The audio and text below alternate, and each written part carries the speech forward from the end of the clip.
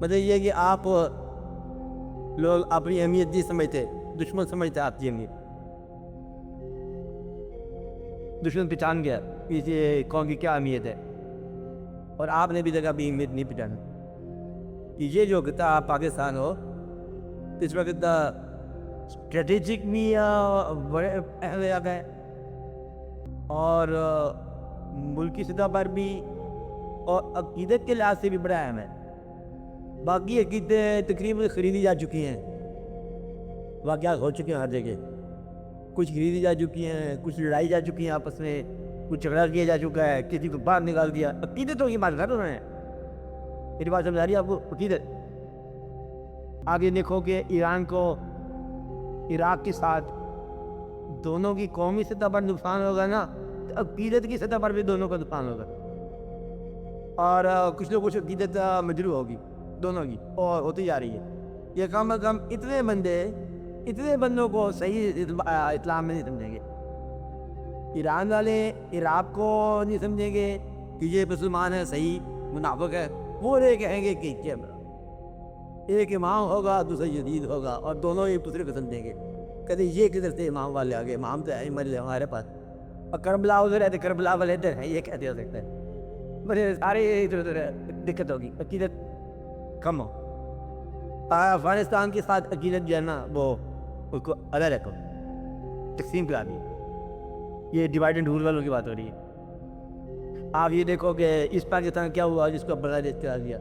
ہندوستان کی عقیدت جو ہے وہ تقریباً نیم ہندو بنا دی. اس کو پرکاش کمار نام ہو گیا، مسلمانوں کے حساب سے ہو گیا ساجد کمار جیسے نام ہو گیا. آج جب مسلمان آتے ہندو نام شروع ہو گیا، تمام شادیاں آتی ہوگی. تو یہ جو علاقہ ہے یہ آج بھی طاقتور ہے. آج اس علاقے کے اندر حضور صلی اللہ علیہ وسلم کی تکریم موجود ہے. یہ کوئی اللہ کا خاص مہربانی ہے کہ جہاں بزرگوں کا کوئی ڈیرا اس قسم کا ہوا کہ جہاں یہ بات چلتی ہے. اور یہاں کا جو سپورٹ ہے وہ انڈیا سے بھی مل سکتی ہے. کہ اجمیر شریف ہے، کچھ علاقے کے لوگ جو ہے نا بلوچستان یہ ساری بیلٹ جو ہے نا عقیدت کی بیلٹ ہے، اور آستانوں کی بیلٹ ہے، عقیدت کی بیلٹ ہے. اچھا آستانوں والے جو ہے نا وہ سیٹل نہیں ہوتے ہیں، ختم نہیں ہو جاتے ہیں، غائب نہیں ہوتے، بھاگ نہیں جاتے. اس لیے یہاں پر دشمن انگریز اور جو ہے ہنود اور یہود دو قسم کے دشمن ہیں، کہ ہندو سمجھ لو اور یہودی سمجھ لو. ان کو بڑی دقت ہو رہی ہے آپ کے خلاف کہ یہ کون کھٹکتی ہے.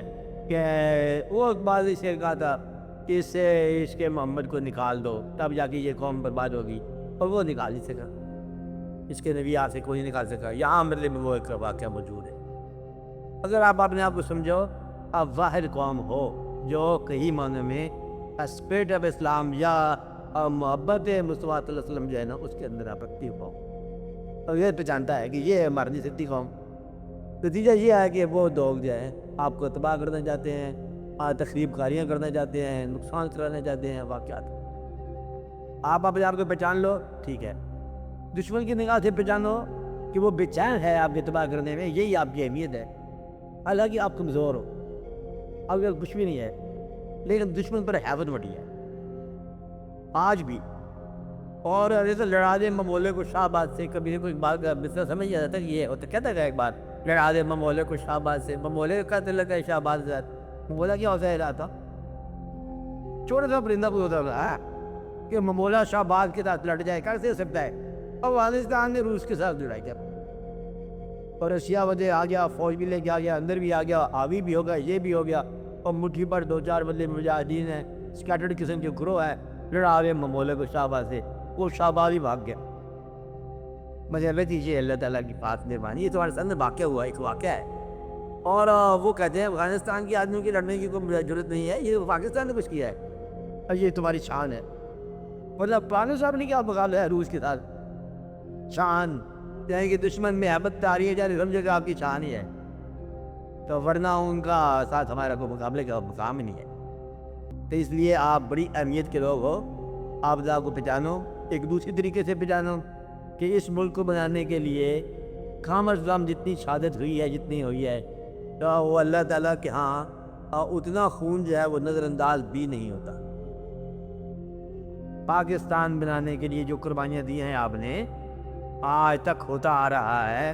جب پاکستان جس سے بنا 47 کے اندر آپ لوگوں کے پاس موجود ہے ریکارڈ. آپ ایک بات سے بتاؤ کتنے آدمی شہید ہوئے ہوں گے؟ آپ بتا دیتے ہیں ان کو بلاؤ ذرا. آپ کے ریکارڈ میں ہے کوئی بیت میں ریکارڈ میں ہوگا, کوئی ادھر ریکارڈ میں ہوگا. بہت سارے انسان. اگر شہید جو ہے اللہ کے ہاں مقبول ہے, اللہ نے لکھا اس جگہ پر, کیا لکھا؟ کیا آپ انہیں نہ کہو جو اللہ کی راہ میں مر جائیں, انہیں مردہ نہ کہو, بالا یاؤم, اور وہ زندہ ہیں, اور تمہیں شعور نہیں ہوتا وہ تو زندہ ہیں.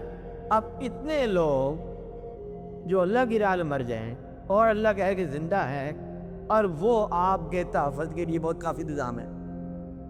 اتنے بزرگ اللہ کے جو اس خطہ کے اندر آگے موجود ہوئے, اور اب وہ آپ کے لیے تحفظ کا 160 مقام ہے. اس لیے آپ کی اہمیت ابھی جگہ پر ہے. اللہ والے جو شہداء کی شکل میں ہیں, اولیاء کرام کی شکل میں ہیں, علماء بھی یہاں کے معقول مناسب ہیں, بشارت کرام یہ اچھے ہیں یہاں کے. تو وجود ہے صرف جو ہے نا آپ لوگوں کے پاس ٹائم کو نہیں ہے, کیونکہ آپ کاروبار میں لگے ہوئے ہو, آپ لوگوں کو کمائیوں کا فکر ہے. اس لیے کبھی آپ قوم کو ہوش آ گیا تو پھر یہ قوم جو ہے نا دنیا کے اندر واحد قوم ہے جو عظیم قوم ہے. باقی سارے ختم ہو چکی ہر چیز. منشاء الہی کے برعکس جا رہے سارے. اس کے اندر کچھ اور سمجھ لے, اصلاح ہونے کی گنجائش ہے. اگر چین کلمہ پڑھ لیتا ہے تو پھر تمہیں ضرورت کو نہیں مسلمان رہنے کی, پھر اس کے بعد منصب مل جاتا ہے. اس وقت تک جب تک چین کلمہ نہیں پڑھتا, میرا خیال ہے کہ آپ اس وقت نمبر 1 قوم ہو اللہ کے ہاں. اور اگر وہ کلمہ پڑھ لیتے ہیں تو پھر شاید کسی اور مضمون ہو جائے. فی الحال کلمہ وہ نہیں پڑھ رہے. آپ کو اللہ تعالیٰ نے اچھا مقام دیا ہے. آپ مذہب کی ادب کرتے ہو, عقیدت رکھتے ہو, حضور صلی اللہ علیہ وسلم سے آپ کی محبت ہے. اسی قوم میں بڑی محبت ہے. یہ وہی یہی علاقہ ہے, میر عرب کو آئی ٹھنڈی ہوا جہاں سے, یہ وہ علاقہ ہے. یہ دشمن ٹھیک کرتا ہے, یہ دشمن کی علاقے پہچانو. اسی کا یہ ہم کیسے اکٹھے ہوں؟ کہتا مسلمان کون ہے, کسی نے پوچھے سوال, مسلمان کسے کہتے ہیں؟ کہتے جس کو ہندو مسلمان سمجھے وہی مسلمان ہے. ہندو کی نگاہ سے دیکھو, جس کو وہ مارے گا نا وہ مسلمان ہوگا. کیا ہندو جس کا دشمن ہے وہ مسلمان سمجھے. اب اس لیے وہ لوگ کہتے ہیں کہ سکھوں کے بھی بلے بیٹھ نزدیک قریب پاوے. یہ کلمہ پڑھنے والے لوگ ہیں, یہ کلمہ پڑھے کچھ اسے گرو نانک کے بلے پہ رکھا ہوا ہے اس علاقے میں.